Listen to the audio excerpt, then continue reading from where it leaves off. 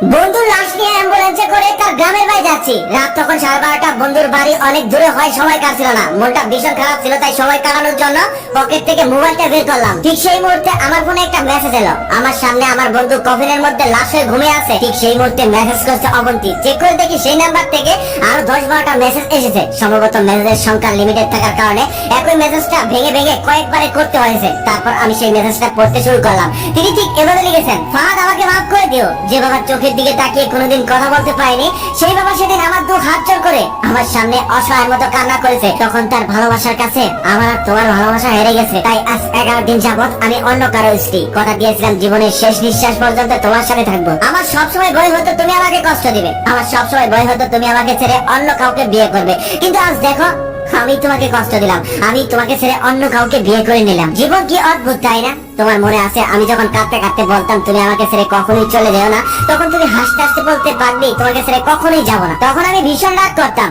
কারণ আমি তো তোমাকে পাগলের মতো ভালোবাসতাম। তুমি নেই এমন একটা পৃথিবী আমি কখনো কল্পনাও করতে পারিনি। অথচ আজ অন্য কেউ আমার স্বামী। প্রতিদিন তার সাথে ঘুমাতে হয়, ঘুম থেকে চোখ মেলে তার মুখটাই দেখতে হয়। মানুষের জীবনে এমন কেন হয়? যে যাকে চায় তাকে কেন পায় না? যে যাকে চায় তাকে পেলে প্রকৃতির তাতে কি আসে যায়? প্রকৃতি কেন মানুষকে কাঁদায়? হুট করে আমার বেটি করে যায়, তাই আমি ইচ্ছে করে তোমার সাথে যোগাযোগ বন্ধ করে দিয়েছিলাম, নাম্বারটা বন্ধ করে দিয়েছিলাম, এমনকি বিয়ের দিন ফেসবুক আইডিটাও ডিলিট করে দিয়েছিলাম। তুমি কষ্ট পেয়েছো তা আমি জানি। যার সঙ্গে সারা জীবন সুখে দুঃখে কাটাবো ভেবেছিলাম, তাকে অবশেষে আমি কষ্ট দিলাম। বিয়েটা পুরো পরিবারের ইচ্ছেতে হয়েছে, তাই সবাই অনেক খুশি। আমার স্বামীও মানুষটা অনেক ভালো, এখন পর্যন্ত ভালো। তবে ভবিষ্যতে কি হবে তা এখনো জানি না। তোমার সে আমাদের প্রথম দেখা দিনটির কথা মনে আছে? ওটাই ছিল আমাদের প্রথম দেখা, আবার ওটাই হয়ে গেল আমাদের শেষ দেখা। আসলে মানুষের চিন্তার বাইরেও কত কিছু ঘটে, তাই না? তুমি আর আমি সেদিন একসঙ্গে 3 ঘন্টা সময় কাটিয়েছিলাম, অথচ 3 ঘন্টার মধ্যে কেউ কারো হাতটা পর্যন্ত স্পর্শ করিনি। কিন্তু যখন তুমি আমাকে রিক্সা তুলে দিলে, তখন তুমি আমার হাতটা ধরেছিলে, আর ওটাই ছিল তোমার আর আমার প্রথম স্পর্শ।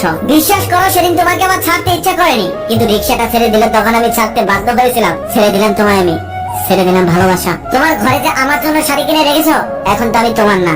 আচ্ছা, ওই শাড়িগুলোকে আমি পাবো? তোমার যখনই শাড়ি পছন্দ হতো তখনই তুমি আমার জন্য শাড়ি কিনে রাখতে। আমি বলেছিলাম বিয়ের পর সবগুলো একসঙ্গে দিও। আজ আমি বিবাহিত, কিন্তু স্বামী তুমি নাও, এমন স্বপ্ন আমি কখনোই দেখিনি। তুমি নিজের পছন্দ মতো একটা মেয়েকে বিয়ে করে নিও, আর ওই সমস্ত শাড়িগুলো তাকে উপহার দিও। মেয়েরা শাড়ি পেলে কতটা খুশি হয় তা হয়তো তুমি জানো না। তোমার বউকে যখন শাড়িগুলো উপহার দিবে, তখনই তুমি হয়তো উপলব্ধি করতে পারবে। তোমার সাথে আমার অনলাইনে পরিচয় হয়েছিল, তাই সিদ্ধান্ত নিয়েছি জীবনে কখনোই আর অনলাইনে আসবো না। নাম্বারটাও ফেলে দেবো, আর জীবনে কখনোই আমাদের হয়তো কথা হবে না। তোমার কাছে আমার একটা অনুরোধ, জীবনে কখনো যদি চলার পথে দেখা হয়ে যায়, তাহলে অচেনা হয়ে চলে যাও, সামনে এসো না। নিজের যত্ন নিও, জীবন গুছিয়ে নিও। জীবন কিন্তু একটাই, ভালো থেকে ভালোবাসা। আমি ভালো নেই। অবন্তীর এই মেসেজ গুলো পড়লাম। আমার সামনে চিরনিদ্রায় কফিনের মধ্যে ঘুমিয়ে আছে ফাহাদ। অবন্তী যখন পরপর 5 দিন ফাহাদের সাথে কোনো যোগাযোগ করেনি, তখন একদিন রাতে ফাহাদ অফিস থেকে এসে মোবাইলটা আসার দিয়ে ভেঙে ফেললো। তারা মোবাইলটা তারপর আর অন হলো না। গুরুত্বপূর্ণ কল আসতে পারে, তাই ফাহাদ ওর সিমটা আমার ফোনে রেখেছিল। ফাহাদ সেদিন রাত করে বলেছিল অবন্তী যদি কল না দেয় তাহলে নতুন মোবাইল আর কিনবো না। অবন্তী যেদিন কল দেবে সেদিন নতুন মোবাইল কিনবো। তার 2 দিন পর ফাহাদের প্রচন্ড জ্বর হয়। জ্বর হওয়ার পরের দিন ওকে হসপিটালে নিয়ে গেলাম। হসপিটালের ডক্টর থেকে বললো ওর ডেঙ্গু হয়েছে, তবে কোনো সমস্যা নেই। সেদিন ডক্টরের কথা বিশ্বাস করেছিলাম, তবে ডক্টর তো আর সবকিছু জানে না। যিনি জানে তিনি তো হলো সৃষ্টিকর্তা। তিনি ফাহাদের এই সামান্য জ্বরকে মৃত্যুর উশিলা করলেন। যে ডক্টর বলেছিল চিন্তার কিছু নেই, আজকে সকালে সেই ডক্টরই ফাহাদকে মৃত্যু বলে ঘোষণা করেছে।